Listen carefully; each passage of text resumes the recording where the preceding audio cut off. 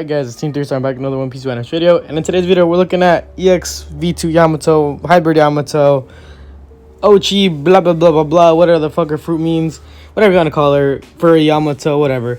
But we're taking a look at her today. I was actually playing her on stream, well, it's a while ago now.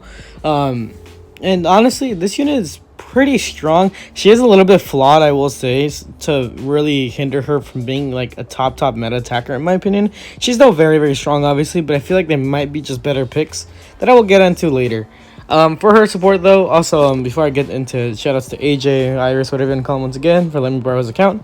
Obviously because I don't have this unit on mine. I actually did pull for him. I bought him these tickets, so there you go. If you didn't want to know about that. But for the metal set, we have Luffy metal. It's HP attack, and then we have what's his face, Bounce Man with full HP. It's 18. Oh no, not full. 18, and then 14 attack. Sorry about that. And then for her skills, we have this one. It's the breath one, so it's a long range area attack with a chance to inflict a frostbite, which is kind of a new status effect that I will also get into later. Frostbite can be upgraded with traits, nullify stagger for a set period of time. The skill attack is 666. The frostbite for the first step is weak at for 100% probability for 25 seconds, and it's 10% of their health. Once again, when it hits the second part, the medium effect, it does let me see where it is, 20% of your health. And then when it's the strong one, it gets 50% of your health. It's basically an HP cut. It does upgrade over time. You can hit people with your skills to inflict frostbite, as well as I'm pretty sure her normals as well, and her shield that I will also get into later. And then for the second skill, we have Divine Swiftness, White Serpent. Finally something that I can read. It's a long range charge attack plus a long range area range attack. Becomes temporarily invincible after use. So it's actually a 2-hit combo, which I didn't actually know. I thought it was just the one. The first hit is 594, and the second one is 849 with cooldown time of 44 seconds.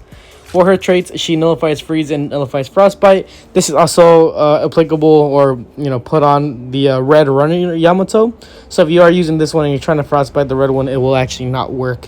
As well as, I'm pretty sure Kuzan might be the other unit that you can't hit because his fruit is frozen. So Kuzans can't get hit, Okuchi, whatever you want to call him, and Yamato as well. When you spawn, you get a defensive shield that's 30% of your max HP, so full HP builds are definitely the way to go for her. You can either do full HP in the defense to make her kind of tanky and annoying, since she does HP cut, which might be the better play, I think. Or you could just stack a throw attack on her and just do that if you don't want to, rely on the HP cut that frostbite gives you. Defensive shield, it makes your void take damage, obviously. So if you played like Silver Mask, Reiju, and Uta, it's the same thing that they have, but with her, they inflicts stagger on them, and then also inflicts them frostbite as well when they hit your shield. So if they hit you 3 times, they'll get hit with a level 3, and they basically kill themselves. So I'm not sure if you ever seen, like, when she first came out. I remember, I think it was Roman that did a stream kind of testing that out. So I remember when an ulti had used the headbutt, she killed herself trying to kill this Yamato with the shield, as well as, I know, Ashura Zoro, or Oni Zoro, whatever you want to call him. When he does the Ashura, he can actually kill himself as well. So you can kind of greed it and just take hits that that are multi-hits, and you can punish them for trying to hit you with a multi-hit. When you use frostbite on an enemy that already has it, it upgrades by 1, and it upgrades to level 2. If it's level 1, 3 to 2, blah blah blah, all that. When you attack anybody that's inflicted with it, you get 30% damage increase, and you get skill time of skill 2 by 5%. As well as when it staggers the shield, like I said, it hits them with frostbite for 25 seconds. So if they hit it 3 times, level 30, 50% HP cut, super strong right there. And then when you deal the damage at 3rd hit your normal attack, get 100% chance to inflict frostbite weak for 25 seconds. That is only not applied to people that ignore status effects. So like Film Red Shanks on Hockey State will not get hit by it. Yamato, like I said, the red one, or the V2, if you're fighting her, she will not get hit with it either. As well as some other units. I don't really know to the top of my head, but just any anti-status, then they will not get hit by it. When you use skill 2, you get 50% of your shield. It gets restored to 50% if it's destroyed, but if it's, whatever percentage it's at, let's say 10% plus the 50, 60%, basic maths at that point. You also get skill 1 cooldown, sorry, by 30%. And when your team has less treasures, you get increased damage though by 30%, and you also get skill 2 50%. When your max HP is reduced, you get a defense boost, fucking hell, for 70% for 10 seconds, which is pretty good. And then also you get HP recovery when you get hit with percentage health. So any fixed damage like Oni Luffy, for example, Oni Kid, you can heal 4% of that damage. One little medal that I did want to get to take a look at before I talk about my support and my party is this third medal that if you do have her max, I would actually recommend using it. It's called Limb. I'm not sure exactly who kind of like got it into it, but it's a good third medal. It gives you 30% chance to get skill 2 cooldown by 3% when you're hitting somebody with an enemy. When you're hitting an enemy with a normal attack. Fucking hell.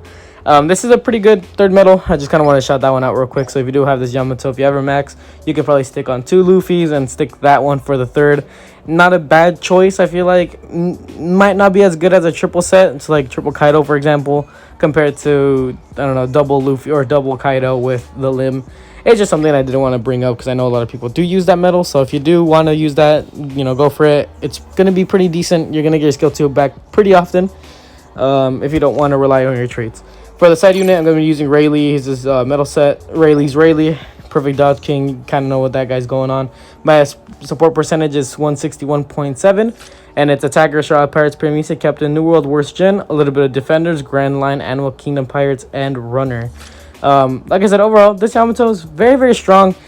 She does get hindered by a couple of things. If you're looking at the traits that I read, she does not have heals, which is a big upsetting thing about her that she doesn't have heals on kill or something. She's an EX, so I'm not sure why they didn't do that. Maybe they thought because the shield is pretty broken, which is it's pretty strong, but like I said, she doesn't heal, so you kind of have to rely on that shield to keep you alive, as well as, like I said, with anybody that is immune to status effects. Like I said, Shanks really dicks on this Yamato very, very hard, especially right now with his rebanner. There's a lot of Shanks running around, so she is kind of not looking that great, I'm gonna be honest. I actually do die pretty often when I was playing her. I'm not sure how many matches I'm gonna put into this match, but like I said, she gets dicked on by Shanks. Another thing that I did want to say, a pretty good Roger can also probably give you a run for your money if you're not paying attention. Any of these like strong greens, like I said, anybody that ignores status can really catch you off guard. Zoro is kind of 50-50. If they try to hit you with Ashura though, as long as you hit they hit the shield, and they will die. So that's fine. Another guy that I didn't want to talk about too was Zephyr. Zephyr really dicks on this Yamato as well because he's anti-fruit user and anti-status effect. So, like I said, the major thing that really hinders the Yamato is, one, really relying on Frostbite to kill / proc a lot of these traits, as well as keeping that shield up so you do stay alive because she doesn't have heals. Those are just kind of the problems I see with her, but she, like I said, regardless, very, very strong unit. I don't think she's, like, the craziest. I feel like if you're going to be using, a blue attacker instead of using this Yamato, that's a lot, it's a lot more, budgety. You can play somebody like Cracker. I know Cracker is amazing. Another unit that will actually counter this unit pretty well because he has the status. I think it's like timer reduction or whatever. Cracker is a really good pick. Instead, I feel like, but that's just kind of like a big example. You would rather play Cracker instead of her, in my opinion. But to each their own, I guess. Well, yeah, with that being said, let me know what you guys think about this Yamato. Is she good? Is she bad? All that good stuff. Did I play her well? Whatever, you could shit on me. Go for it. I don't mind it. But, yeah, like I said, this Yamato, really, really good, but not as good as I feel like she should have been. But good regardless. I don't want to make it sound like I'm just like, oh, no, she's fucking garbage, because she's pretty good. But, yeah, with that being said, this Team 3-star sign out, and I'll see you guys next video. Peace.